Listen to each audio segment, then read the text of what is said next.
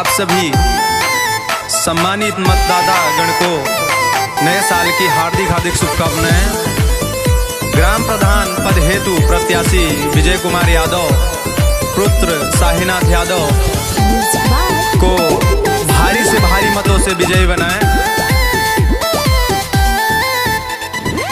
सुना ये चाचा सुना ये चाची अब की बनई हो परिधान हो करी है पूरा काम जे अधूरा विजय यादव गौआ के सान हो विजय यादव गौआ के सान हो। सुना ये चाचा सुना ये चाची अब की बनई हो परिधान हो करी है पूरा काम जे अधूरा विजय यादव गौआ के सान हो। आई बाटे बात क्लियर बाटे करी है खूब विकास विजय यादव जी तुझे जोइया लागल बाड़ी गहुआ से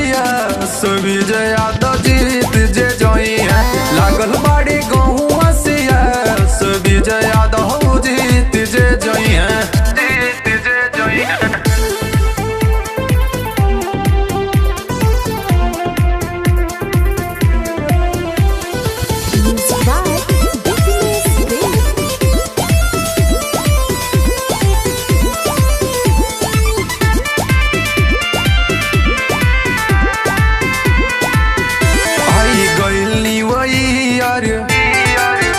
अब चुनाव बाटे नियर वोट डाली जाए हटियर तब जीत होई क्लियर भाई गइल नियर अब चुनाव बाटे नियर वोट डाले जाए हटियर तब जीत होई क्लियर। कही तो नारा बाटे रहुए सहारा बाटे विजय यादव गहुआ किसान भैया मोरा जीत जे जोई खुश होई गहुआ जबर भैया मोरा जीत जे जोई लागल हुई रहुए से आस भैया मोरा जीत जे जोई जीत जे जोई।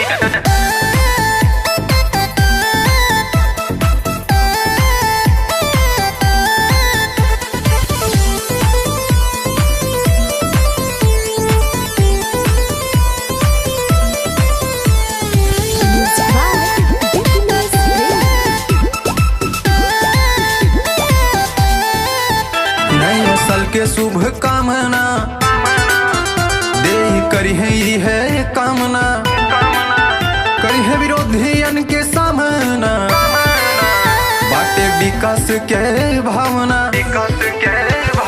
साल के शुभ कामना दे करी है कामना करी है विरोधियन के सामना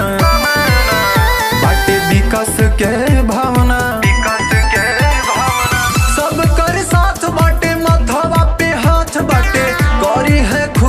विकास भैया मोरा जीत जे जाई है खुश होई गहुआ जबर भैया मोरा जीत जे जाई है लागल होई रहुए से आस भैया मोरा जीत जे जाई है जीत जे जाई है।